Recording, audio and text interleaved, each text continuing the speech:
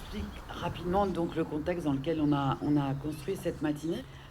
Un constat à l'UT, on a de plus en plus de gens comme vous qui viennent nous voir. C'est le cas de Sébastien, Marina, Claire, qui sont dans des reconversions choisies ou subies.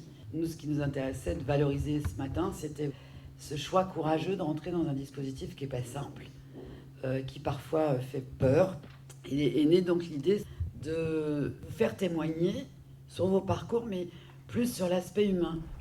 Donc aujourd'hui, nous organisons une table ronde sur la reconversion professionnelle avec l'UT Analyse Action et l'ARP Pays de Lorient. Une table ronde où les gens vont pouvoir partager et échanger sur ce qu'est la reconversion, leur parcours vis-à-vis de ça, une reconversion subie, choisie. L'idée, en fait, c'est de pouvoir avoir réponse un petit peu aux questions pour les personnes qui ont ce projet de reconversion, en ayant la possibilité d'échanger avec les personnes qui ont vécu ou qui sont en train de vivre ce processus de reconversion ou d'évolution professionnelle. Alors, je suis allée en stage dans une entreprise et on m'a dit clairement, vous savez, nous, ce qu'on recherche, c'est plutôt des ingénieurs en qualité.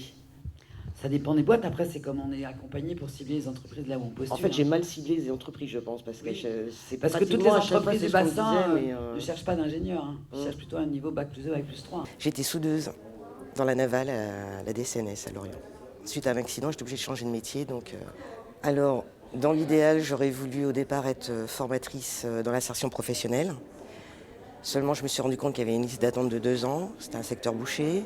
Donc, je me suis dit, il faut que je cherche autre chose, il faut que j'ai un plan B. Donc là, dans un premier temps, j'ai qu'un niveau 5. Donc, il me fallait un niveau 4. Donc là, je suis à l'UBS pour passer un DAE littéraire cette année. Et donc, là, on est au mois de mars. L'examen est au mois de juin. Donc là, il faut que, pour le mois de septembre, je trouve ma voie, quoi. Moi, ce que je veux, c'est avancer, en fait. Donc c'est vrai que je reste à l'écoute de tout ce qui se passe, de tout ce qui se dit.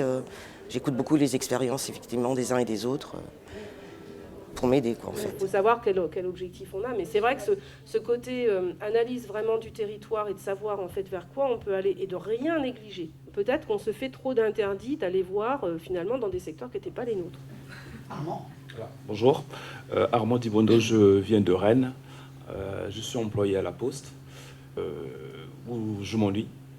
Et depuis un moment, j'ai fait des démarches au point de FONGESIF de vouloir changer de métier. Et puis, j'ai fait le dossier pour intégrer la licence Sécu SSE. J'ai des questions à vous poser. J'ai essayé l'évolution interne, c'est compliqué, c'est très rigide. Et aujourd'hui, je suis arrivé à ce projet de reconversion professionnelle.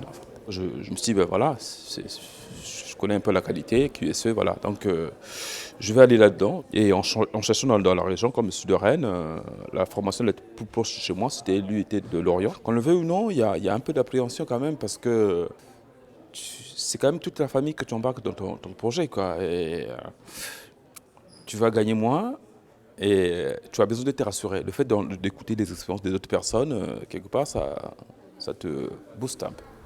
J'avais jamais connu une période de chômage et j'étais cadre commercial dans une très grosse boîte. Du jour au lendemain, je suis devenue une personne fragile avec un avenir incertain et du coup, faut l'avaler. C'est pour ça que très rapidement, j'ai pas voulu rester seule dans mon coin et que pour le coup, faire le bilan de compétences pour moi, c'était vital. Donc je partais pour me mettre consultante, formatrice, technique de vente, management, il y a un réel besoin, finalement je prenais les rendez-vous, ça se passait super bien au téléphone et puis quand il fallait que j'y aille, non en fait, je me suis dit mais non, là il y a un truc quoi, ça le fait pas, c'est pas ce que je veux faire. Parce qu'en parallèle j'avais commencé à créer un blog et il y avait déjà les prémices de l'activité que je suis en train de créer et ça par contre ça me bottait, je m'éclatais quoi, mais je le faisais comme un passe-temps. Et en fait, le jour où j'ai dit à Colline, mais non, en fait, formatrice, consultante, c'est pas ça que je veux faire. En fait, je pense que je vais professionnaliser l'activité que je fais avec le blog. Et elle me dit, ah bah quand même. L'objectif d'une reconversion professionnelle, c'est de pouvoir se dire, voilà, je pars d'une idée, d'une réflexion, et puis comment je vais pouvoir monter cette idée, cette réflexion. On va définir vraiment les points clés, les compétences, les centres d'intérêt, et par rapport à ça, pouvoir aboutir à un projet professionnel, un projet métier. Alors les intérêts, ils sont nombreux. Ils sont déjà d'une part de pouvoir accéder à un emploi qui satisfait les personnes. Ça permet de se remettre en phase avec la réalité du marché du travail, de pouvoir se former, de pouvoir apprendre de nouvelles compétences et puis de pouvoir accéder à des métiers qui sont plus satisfaisants pour les personnes, d'envisager sa seconde partie de carrière dans des meilleures conditions.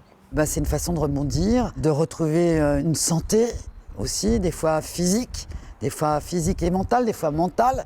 Et je pense que la reconversion, c'est un choix difficile, c'est un choix courageux de la part des gens qui rentrent dans les processus. Mais je pense que c'est quelque chose d'extrêmement valorisant quand on aboutit. Et quel que soit l'endroit où on aboutit. Enfin, le long du roulement de mon bilan de compétences, j'ai eu une opportunité d'évoluer en interne. Donc j'ai intégré un poste de chargé d'affaires en bureau d'études au sein de mon entreprise. Et donc, je peux maintenant soit valider avec la après les termes, je ne les connais pas, mais VAE ou VAP, c'est ça, une licence pro et me projeter sur un autre projet, quoi. Alors, auparavant, j'ai fait plusieurs métiers.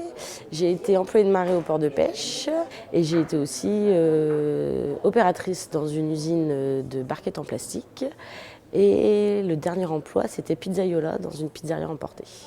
Sachant que la pizzeria où je travaillais a fermé, donc j'ai subi un licenciement économique. Donc ensuite j'ai bénéficié d'un CSP. Alors j'ai choisi, après un bilan de compétences, de me reconvertir dans l'animation. Donc j'ai été embauchée par rapport à la réforme des rythmes scolaires à la ville d'Ennemont. L'univers des enfants, c'était vraiment le métier que je voulais faire. Et en fait, je me sens très à l'aise.